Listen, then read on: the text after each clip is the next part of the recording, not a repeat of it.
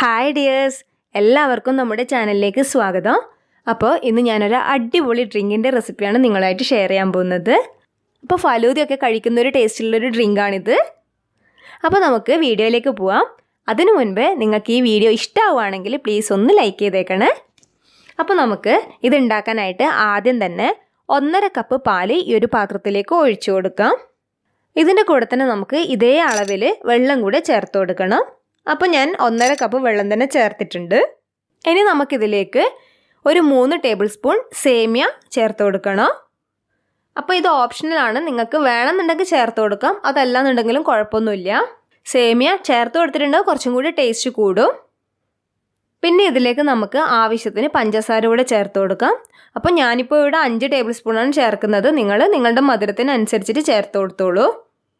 ഇനി നമുക്കിതിലേക്ക് ഒരു ഏലക്ക കൂടെ ചേർത്ത് കൊടുക്കണം. ഏലക്ക അധികമായിട്ടുണ്ടെങ്കിൽ ഇതിൻ്റെ ടേസ്റ്റേ മാറിപ്പോവും.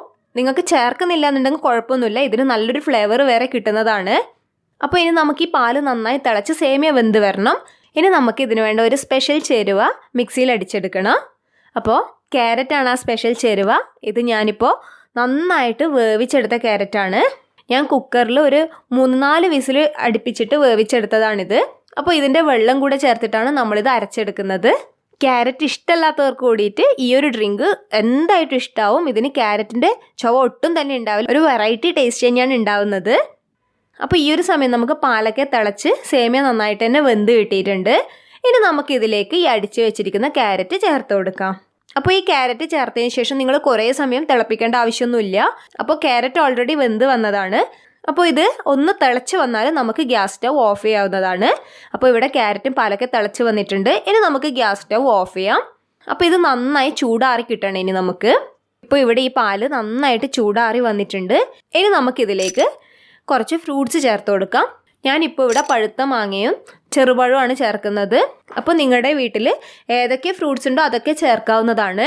അഥവാ ഫ്രൂട്ട്സ് ചേർക്കാതെ ഇത് തനിയെ കുടിക്കാനും നല്ല ടേസ്റ്റ് തന്നെയാണ്. ഫ്രൂട്ട്സ് ചേർത്താൽ കുറച്ചും കൂടി ടേസ്റ്റ് കൂടും. പിന്നെ ഇതിലേക്ക് നമുക്ക് കുറച്ച് കസ്കസ് കുതിർത്തത് കൂടെ ചേർത്ത് കൊടുക്കുന്നുണ്ട്. എല്ലാം കൂടി ഒന്ന് നന്നായിട്ട് മിക്സ് ചെയ്തെടുക്കാം. അപ്പോൾ അടിപൊളി ടേസ്റ്റാണ് ഇതിന്. ശരിക്കും നമ്മൾ ഫലൂദയൊക്കെ കഴിക്കുന്ന ആ ഒരു ടേസ്റ്റിൽ നമുക്കിത് കുടിക്കാൻ കഴിയും. എളുപ്പത്തിൽ ഉണ്ടാക്കുകയും ചെയ്യാം.